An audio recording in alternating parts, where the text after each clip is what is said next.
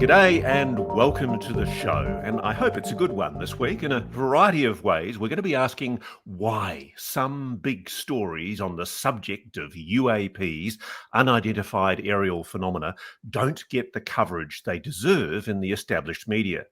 Right now, though, let me welcome my colleague across the ditch in LA, Bryce Zabel. G'day, Bryce. Good day. Hello, Roscoe. Can I call you Roscoe? That's okay, You right? can. Yeah. Well, it's been hot and super windy out here in Los Angeles, to tell you the truth. And that has everyone's attention out here because this week they released a report about our so called mega drought that we're having, which was pretty shocking. We've broken another record. It turns out that the last 22 years here in Los Angeles now rank as the driest years since, I hope you're ready for this, the driest years in 1,200 years since 800 AD. And if you need a reference on that, for those of you that actually paid attention in history class, Charlemagne was getting a crown on his head the last time it was this dry and hot out here in SoCal. Anyway, Ross, I woke up today to the news that the beaches out near where you are getting shut down over a fatal shark attack. What do you know about that?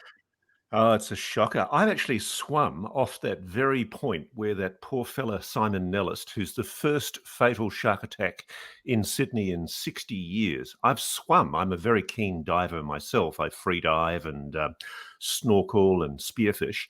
And that particular point off Little Bay in eastern suburbs of Sydney is one of the most beautiful diving spots. It's such a tragedy. And the thing I always get frightened of is all my American friends immediately think that Australia, everything kills you. You know, it's so dangerous here, don't come. It's actually not as dangerous as people think. And I've swum in the water many, many times and I've seen sharks, including once a great white shark in the water. And I did get out very quickly, but more often than not, they leave you alone. I feel like I'm doing a podcast with Ernest Hemingway or something sometimes. I mean, that's fantastic. I know that when my family was in Australia in December of 2019, we spent most of our time with family members reading the internet about the prevalence of sharks at various beaches we were going to try to swim at. But it all turned out okay. But the whole shark story does strike pretty close to home because, like Australia, out here in California, we have plenty of coastal area, and we also have sharks. And we actually ended last year, 2021, with a fatal shark attack of our own up near Morro Bay, where a surfer died on Christmas Eve, very tragically. So, it's life can be dangerous, but I'm sure Australia isn't that much more dangerous than anywhere else, and we have our own problems here. What's interesting to me, though, about these attacks are overall they're just extremely rare. I mean, that's the one thing you understand from any of the news coverage. They just don't happen very often. When they do happen, it's shocking to people. But what I thought was interesting is they do generate maximum news coverage because I literally woke up today, checked my phone, and a Sydney shark attack was the top of my news for the day, sort of alerting me to this. News people like to cover these kind of things, of course, but it did make me wonder, what's going on with all this news coverage? We'll cover shark attacks, but we won't cover UAP and UFOs quite the way that we should, even though they seem much more prevalent than shark attacks. What's up with that?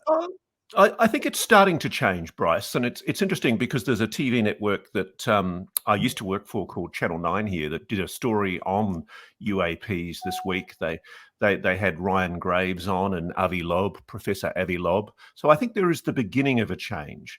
But let's just get into the meat of what we want to talk about Sure. this week, is the issues behind the UAP mystery that are not getting the attention they deserve. And I think one of the big ones is, why is the Navy taking the lead on the most recent Pentagon disclosures? Where's the Air Force in all of this? And you and I were talking about this a week or so ago, and then Chris Mellon came out with an absolute zinger of an article. The former Assistant Deputy Secretary of Defense for Intelligence, Chris Mellon, did an article in the Debrief on the 3rd of February. Why is the Air Force AWOL, absent without leave, on the UAP issue? And boy, it was a real spit in the eye to the Pentagon, Susan Goff's assertions that all the military departments take any incursion by any unauthorized aircraft very seriously. Mellon gave them what we would call here a complete bollocking. He sure did. It was a real serious takedown.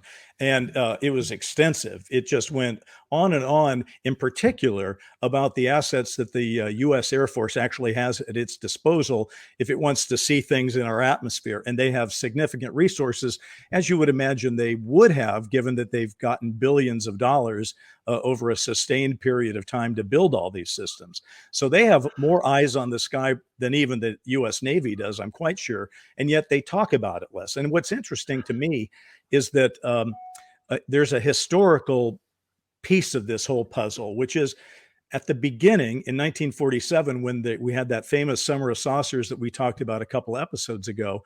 There wasn't even an Air Force. There was an Army Air Force, and then they created an Air Force in 1947. And the whole flying saucer thing kind of got dumped on the Air Force's front steps, and they did a lot of reports about it, mostly to themselves. And then they went public with Project Blue Book. So they had even though they weren't being transparent as they probably should have been, they were at least perceived by the public as the people in charge of things. And now, since 2017, since those 3 Navy videos came out through the New York Times reporting, it's all Navy all the time. And it is curious. But let's be clear about this, Bryce, for our audience. The US Air Force is being accused by Mellon, who's a former very senior official of the Department of Defense. It's essentially accused of being obstructive to investigations into the UAP issue. He's basically suggesting that they're not responding, that they're falsely asserting that there is no data. And basically, he's put the challenge to them. He said, are we really meant to believe the US Air Force didn't detect any UAP from 2004 until 2021, when the US Navy reported 144 incidents, of which 143 could not be explained?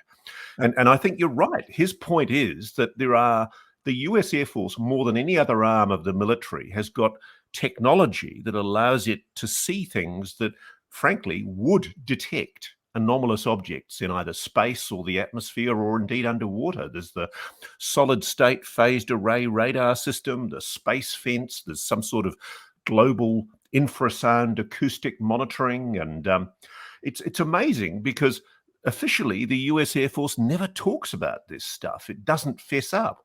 And yet, as you and I both know, history shows that the US Army Air Force, before it became the US Air Force, and in the very early days of the US Air Force in the late 40s and the early 50s, there was a willingness by both services, the US Air Force and the US Navy, to actually engage on this issue. But something happened. And I wonder if there was a deliberate decision by the US Air Force to shut down public awareness on this issue by essentially just stopping talking about it. And did it have something to do with the Washington flyover and other incidents, such as one of the ones that Mellon talked about, which is NORAD radars picking up objects streaming across continental USA? I wonder whether the US Air Force is actually being deliberately obstructive, which is one hell of an allegation, but I do think there's some substance to it. Well, there is substance to it. We will probably jump back to that historical issue and the historical record of the Air Force. But let me just underline for our listeners and viewers what we're talking about. Remember, in 2021, the Office of the Director of National Intelligence had to put out a report to Congress, and it was released on June 25th of 2021. And as you just mentioned, Ross, there were 144 cases. They were directed to look into cases between 2004 and 2021, and they reported back on 144, of which 143 fantastically were unexplained and were considered legitimate cases. But what you get out of Chris Mellon's article in the debrief is that those 143 cases, in his words, I believe either all came from the US Navy or almost all of them came from the US Navy, which is outrageous. Obviously, the Air Force has a global grasp on this issue, just as the US Navy. I mean, granted, the Navy is out sailing the 7 seas, if you will, but the Air Force has a stamp on the whole globe in this regard. And for them to say, gosh, we really didn't find anything that we should have turned in, is what's got the gall of a lot of people and including Christopher Mellon. But it's not just Mellon, by the way. It's also he's sort of channeling, I think, the frustration of certain key members of our Congress, which we're going to get to later in this episode, who are frustrated with it. Now, just to the point of the history, though, it does look like immediately after 1947, whether again there was a crash at Roswell or wasn't, there were certainly sightings all over the world and some really phenomenal ones in the US going forward to 1952, the Washington overflights. Many of these things we've covered in our previous episodes. And the Air Force did have a public facing front on this thing. So, for example, after the 1952 overflights of Washington, D.C., it was an Air Force general that had to go out and meet the press. And by the way, the press conference post that 1952 overflight was the largest press conference ever seen in Washington, D.C. since World War II. It was of that ilk. Now, what was the consequence? It was coming up with Project Blue Book, which many people believe had a public face to try to divert the public's interest in this new topic of UFOs, but they continued to investigate and report to themselves on some of the more serious cases. So it is kind of a mixed bag. I think we can say, and tell me if you disagree, Bryce, with some confidence that all of these investigations, from Grudge right through to Project Blue Book by the Air Force, were cover-ups. They basically had the implicit edict from up high: you're not going to find anything that gets the public too upset and too excited. And I think the best evidence of that is the findings of the Robertson panel, which was essentially the precursor to Blue Book, where essentially it was made very, very clear that the policy of the investigations into UAPs should be to ridicule and shut down public commentary on the phenomenon. And right through to Condon, I remember there was a scientist who was attached to the Condon inquiry, and he was caught out inadvertently admitting, just at the very beginning of the Condon inquiry, 2 years before it handed in its report, that the whole thing was going to be a whitewash, that the purpose of Condon was to basically shut down the public awareness and public coverage of the issue. So the question in my mind, though, Bryce, is the explanation that the US Air Force is presiding over some dark cover-up? Have they got a flying saucer hidden in a cave somewhere? Or could it be as simple as, and I always work on the assumption that the simplest explanation is always the best, could it be as simple as the US Air Force doesn't like admitting that it has no bloody idea what's going on, and that it's frankly embarrassed to admit that it can't ensure the security of the United States' airspace? Well, I wouldn't want to hold a news conference with that as my content, for sure. I just want to put one fine point. There was a change in Air Force behavior historically. It is what you're saying about the Condon report, of course, is true. And but initially, after the early days of the saucers, if you will, we had a Project Grudge that became a Project Sign, which became a Project Blue Book. Those were not, until we got to Blue Book, were not for the public.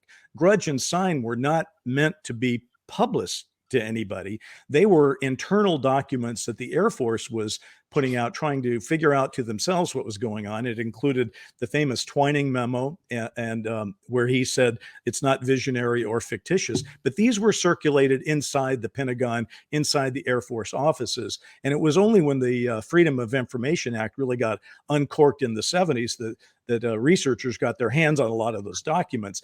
And I think in particular, one that is quite interesting is before Blue Book, there was we can't prove it beyond a shadow of a doubt, but there was an estimate of the situation prepared where the majority of the people did believe that it was an extraterrestrial issue.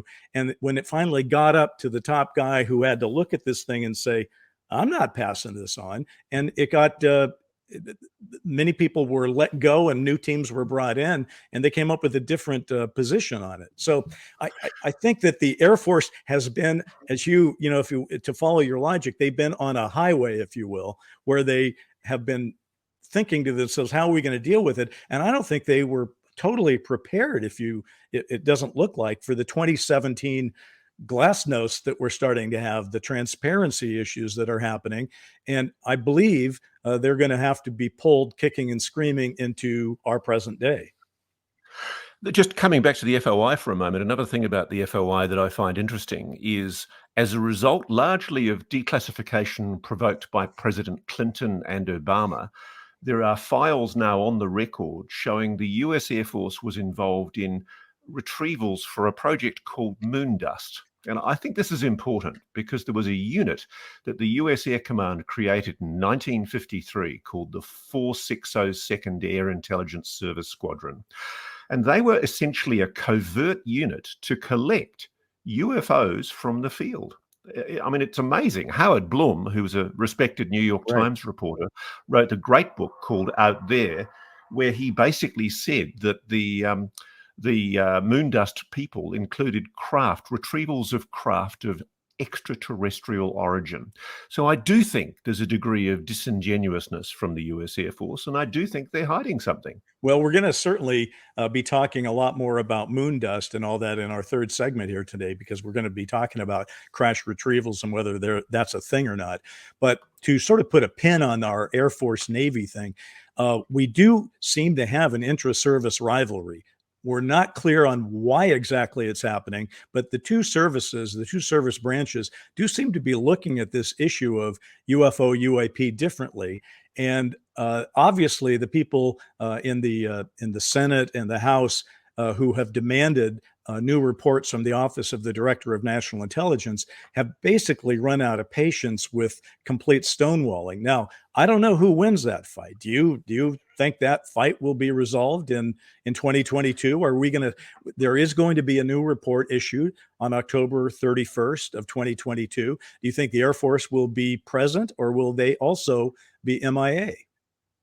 Well, they're legally obliged to be present, Bryce. So it'll be very interesting to see whether the officials who preside over your Air Force will be honest with the Congress, which, after all, is your government, by the people, for the people. So it's going to be very, very interesting to see whether the requirements imposed in the NDAA, the legislation for the defense authorization, will actually follow through. I think we've come to the end We of our sure first have. segment, though. Yeah, I mean, coming up, we're going to take stock of the who and the what of this whole thing. If the Pentagon, folks, or at least the Air Force, is playing whack-a-mole with this whole shut the story down, really, what's going on with this conga line of officials that we've got in Washington, D.C., who have been admitting that it needs to be taken seriously? I mean, what's going on? We'll talk about it. Be right back.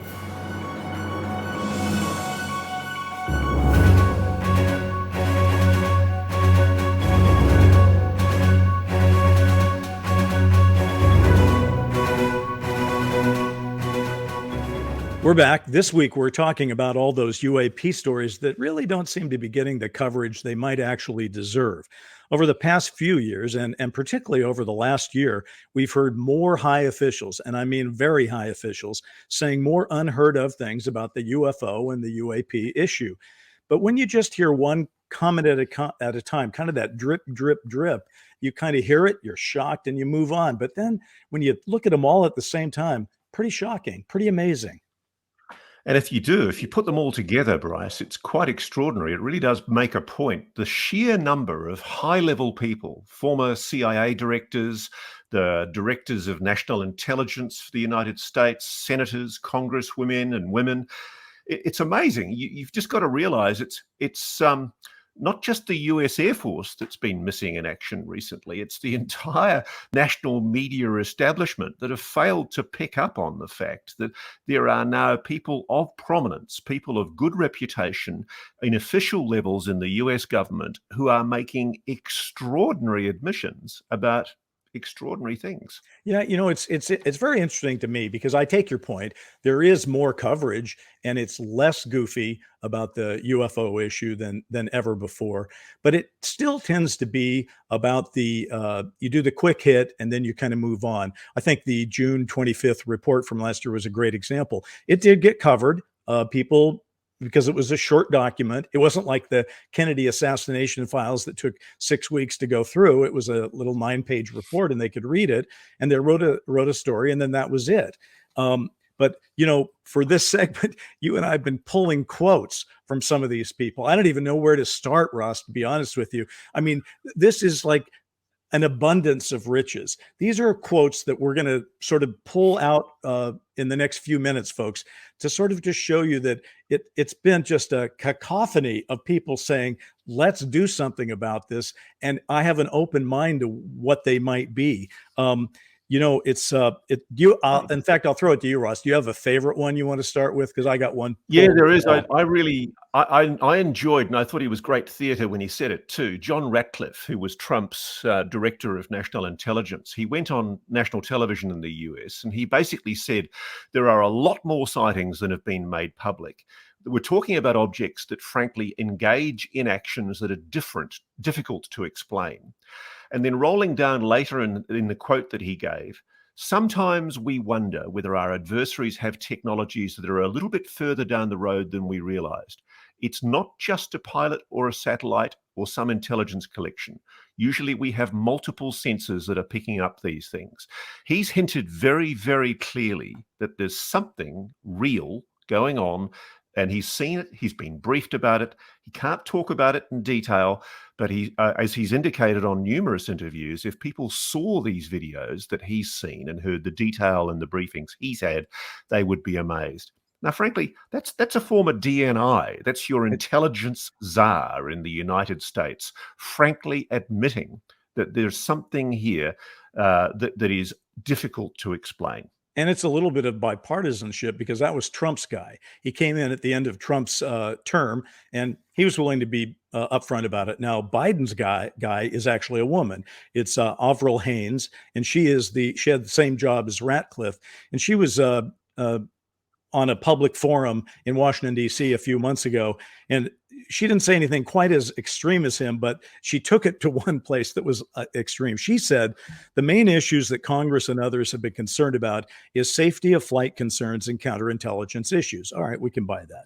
Then she said, always there's the question of, is there something else that we simply do not understand, which we do not understand, which might come extraterrestrially? Whoa. Okay. It's amazing. Isn't it incredible to hear a director of national intelligence using the ET word? I was shocked. Now, I got to tell you, I want to put my favorite quote out there because this one, I remember seeing it. I don't think I saw it live, but I think I saw a YouTube clip of it the next day. And I was just like, what? What are we doing? This is former CIA director John Brennan. All right. So let's get everybody's head in this. This is a man that ran the CIA. He knows stuff. He's seen reports, and he's as connected as anybody could be. Here's what he said in a public forum. He said, I've seen some of those videos from Navy pilots, and I must tell you that they are quite eyebrow-raising. Life is defined in many different ways. I think it's a bit presumptuous and arrogant for us to believe that there's no other form of life anywhere in the entire universe. I think some of the phenomena we're going to be seeing is the result of something that we don't yet understand, and that could involve some type of activity that some might say constitutes a different form of life. Oh, whoa, come by me again, Mr. Director. A different form of life? How? Okay. It's gobsmacked. Yeah. The thing is, okay, I know that, there's some differences between us and the Russians and the Chinese, but I don't consider them a different form of life. And let's face it, if you're a CIA director, you pick your words pretty carefully, right? So he must have known what he was saying. There's another one that's one of my favorites, and it was just recently Jim Semivan, who's a former senior CIA official from the Directorate of Clandestine Operations for the CIA, like Super Spook. He went on Coast to Coast and basically talked about an incident that happened to him and his wife in their bedroom, where he says they were essentially physically assaulted in some way that he's not specific about by some kind of non-human entity. He said, I generally don't like to discuss it. There are a couple of reasons for it. One of them is that my wife and I are still being studied and looked at. It was an experience that happened to us while we were in our bedroom, the middle of the night. Beings showed up. It was upsetting. Now, I don't know anything about what happened to Jim, Yeah. but the fact that somebody who has been a keeper, a custodian of some of the most intimate secrets inside the CIA, a guy who's essentially presided over some of the most sensitive espionage operations in the United States, is claiming publicly that he's had experiences with alien entities in his bedroom. I don't think we should dismiss that out of hand. I don't think And it's so. interesting because You we know it's being investigated. It is being investigated because the CIA's admitted it. Ross, you and I have worked in a number of different newsrooms over the years. And, the things that get the attention of the assignment desk and get reporters like us sent out on things don't always rise to that level of craziness, right? I've done my share of cat shows and things like that. So I just find it odd that there wasn't an assignment desk anywhere that's read that and went, holy God, let's get somebody over to that guy's house and talk to him about it. I have one more that kind of fits in that category of where you just say, what is going on that nobody thinks that this should be talked about? I want to finish up with the CIA directors because I think it's one thing to work for the CIA, but it's entirely different if you just run the CIA. The very first director of the CIA, going back to the beginning, was a guy named Roscoe Hillenkotter, who was an admiral, and he said, "It is time for the truth to be brought out. Behind the scenes, high-ranking Air Force officers are soberly concerned about UFOs. But through official secrecy and ridicule, many citizens are led to believe that unknown flying objects are nonsense." Okay, that's the first CIA director. Now I want to read you one that fits in with your Jim Semivan kind of crazy talk. This is from a former CIA director, James Woolsey. All right. This is what he said, again, in public, knowing full well what he was saying was going to be quoted. He said, "There was one case in which a friend of mine was able to have his aircraft stopped at 40,000 feet or so and not continue operating as a normal aircraft. What was going on? I don't know. Does anybody know?" There have just been enough things like that have occurred that I think that there will be a lot of examination of what's going on over the course of several months or several years. I'm not as skeptical as I was a few years. No kidding. I'm not as skeptical as I was a few years, to put it mildly, but something is going on that is surprising to a series of intelligent, experienced pilots. Okay.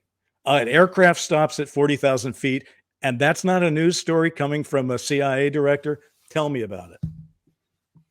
It wouldn't be the first time a CIA director's gone bonkers, Bryce, but the interesting thing is a lot of them are saying it, because there's another one, not a CIA director, but a former senior CIA analyst in the Directorate of Science and Technology in the CIA, a guy called John Ramirez.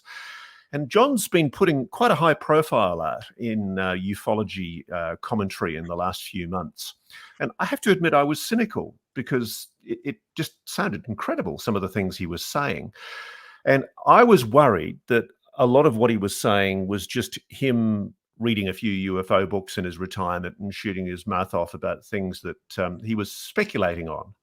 But people I know have told me he was a reputable, respected member of the CIA, and that more importantly, in one recent interview he's done within the last week or so, John Ramirez actually said that he was told formally inside the CIA at a private closed-door briefing in a SCIF, a secure compartmentalized information facility, he was told that humans are essentially alien hybrids, that someone in the CIA knows about a hybridization program involving humans and aliens. Now, I'm not saying this, okay? I don't know the truth of it, but it's just incredible to me that a former senior person from within the CIA is making assertions like this, assertions which, interestingly enough, have been made by other people outside the CIA before and dismissed as lunatic tinfoil hat fringe stuff. What is going on when you've got a former CIA director talking about aliens in his bedroom and another former senior CIA analyst talking about being secretly briefed about an alien hybridization program? Well, I heard you reading that, and I was just thinking to myself, I'm not saying it any more than you are, but if we did say it, if we were to like go on this podcast and say, yeah, Ross, last night I was in my bedroom and my wife and I were terrified when, and we just threw that stuff out.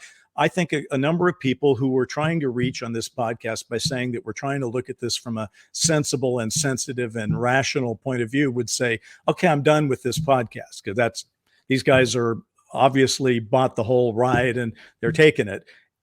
So I just think it seems reasonable that if guys are going to be saying things like that, it's worth looking into. This isn't, your crazy neighbor down the street who said it at a barbecue. This is somebody who has been in a position of incredible responsibility and who has incredible training and background to have that particular job, and they're saying it. So I just wish our friends in the news media would get a little more, activated by those kind of things and say, let's dig a little deeper, because that's what the news media is supposed to do. Now, of course, if people aren't going to do that, then I guess, my friend, you and I are going to have to do it.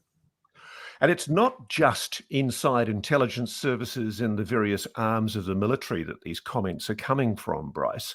It's also from the Congress, from the senior congressmen and senators who've basically had secret briefings on the phenomenon. And one of my favorites is the chairman of the House Intelligence Committee, Congressman Andre Carson.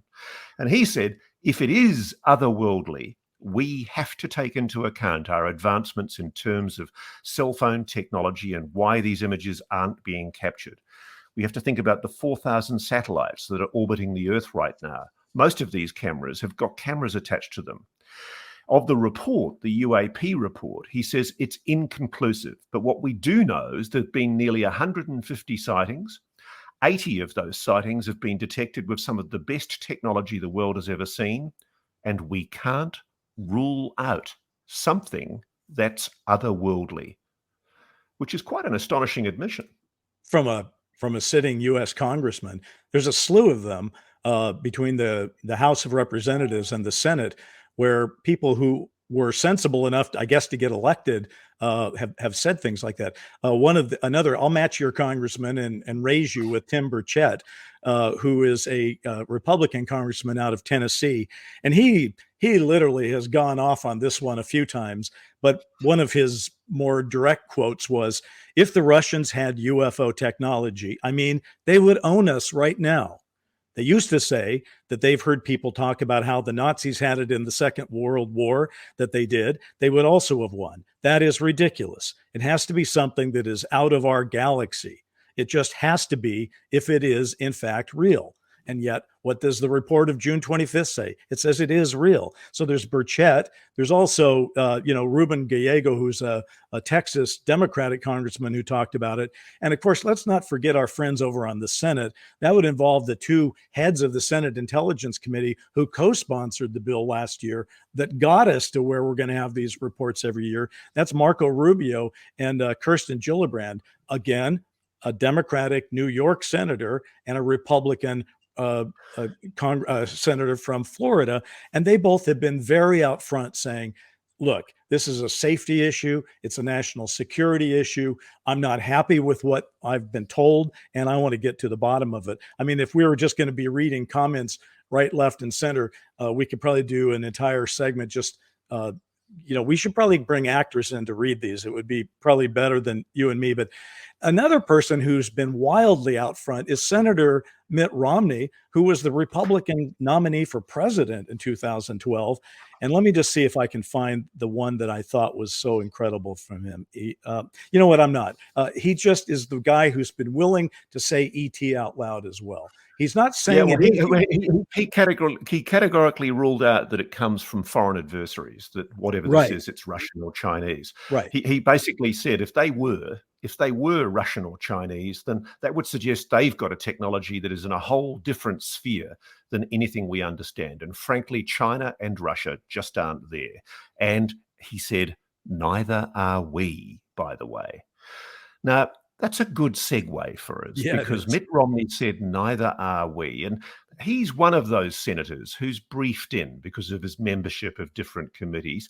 He's very likely had briefings, confidential briefings about the waived unacknowledged special access programs within the US government that conceal secret defense and intelligence projects. Let's dare to raise the story that won't speak its name. It's so controversial, no one dare speak about it. But let's just talk about it for a moment, Bryce. Shall I say it? Say it. Crash retrievals. Well, now there you've gone and said it. It's like Voldemort. You've said it. Now what do we do? I'm not afraid of anything, my friend, but what I do think is that the bear in the room in this whole story has the US government, contrary to the assertions that have been made by the White House and different officials, has it lied to the public? Have there, in fact, been crash retrievals? I can't let you be the only one that says it, so I'll say it. Crash retrievals. All right, there, I'm on the record too, and you'll all be on the record because we're going to come back in a second and we'll be talking about that.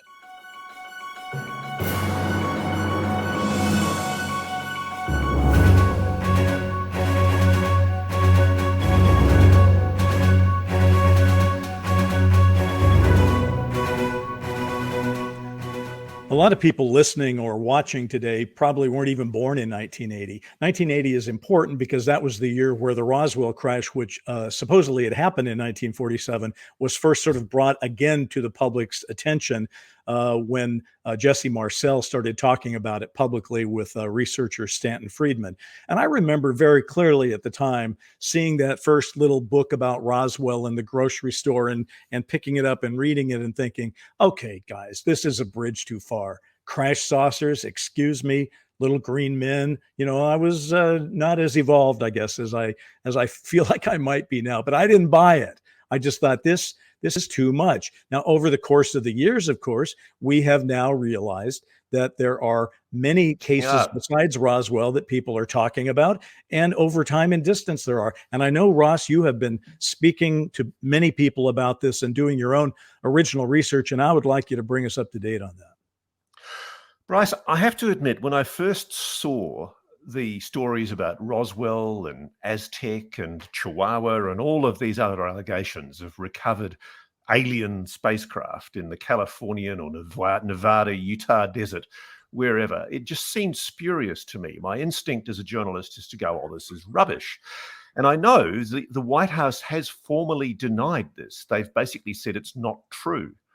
But the interesting thing is I can't rule it out. And my slow turn and realization is that there's something here that won't go away. There's too much smoking gun evidence. It's not probative. I don't believe that there's a beyond reasonable doubt criminal burden of proof or even a civil burden of proof to make me satisfied that it's real. But what I do believe is that there's a phenomenon there that deserves further investigation. What about you? Well, I've certainly come around on the Roswell issue. Over the years, I've done a lot of research on it. I've optioned a couple of books. I've spent many hours talking with Stanton Friedman and Don Schmidt about it, two of the top researchers on this. I'm convinced. But I did still feel like I was a little bit out on the edge of that one. But it turns out I got some unique help this week. Lou Elizondo apparently has been on, the man who's done the podcast circuit as much as anybody, has said this week, somebody asked him about Roswell, and he said he was 100% on Roswell. Now, he said that was just...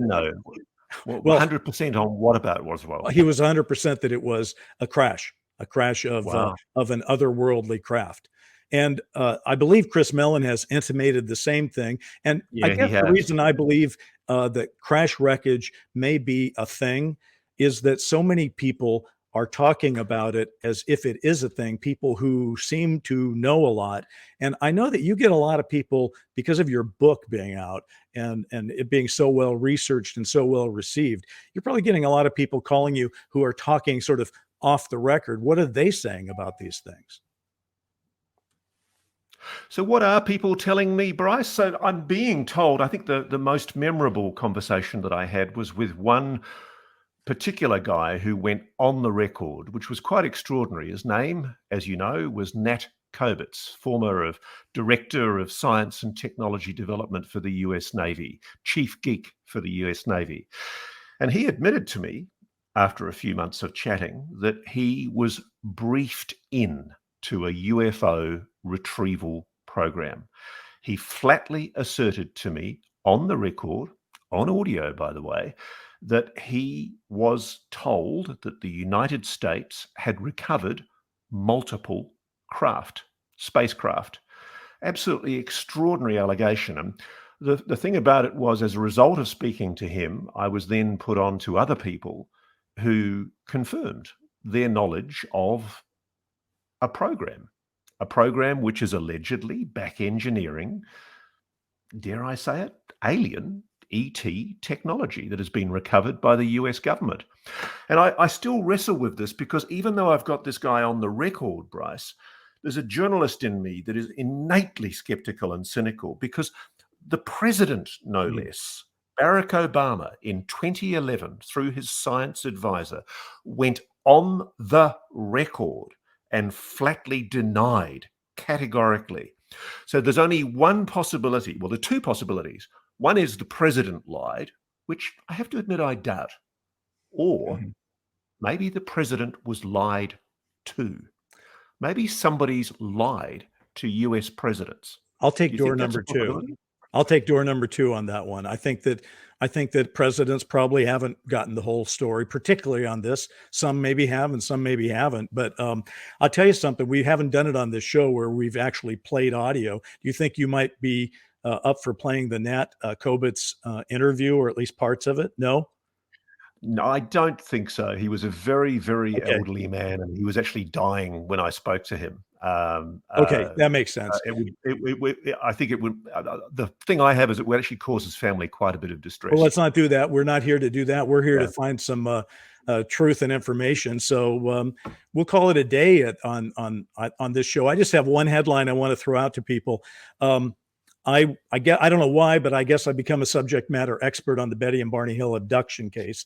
And Discovery Plus has a 2-hour documentary coming out on February 18th, which may actually be the day that this podcast is hitting the streets. So, people might want to check that out and think about that as well. These are some esoteric parts to the piece of the puzzle, and hopefully we can find and put together the puzzle as our episodes continue. So, Bryce, we can never be 100% sure what to conclude until, for example, to run back to what we talked about at the very beginning, until we know exactly what the US Air Force knows. Because I think the secret here, if it goes back anywhere, it goes back to the US Air Force. And just to underline what we were talking about at the beginning of this podcast, the US Air Force is being obstructive. If it's true there's been crash retrievals, it's the US Air Force that knows all about it. Well, maybe we'll be hauling some generals and others into Congress and asking them about that. I can't wait if that is what happens. May not happen this year, maybe next year, but I think we're on the road. So listen, thanks to everybody for tuning in and being part of our little world here at Need to Know with Coltart and Zabel. I'm happy that you were here, and Ross, it's been great talking to you again. I'll see you next time. You too, Bryce. Let's keep on digging, my friend. See you next time. Remember, folks, we can't handle the truth. People get ready.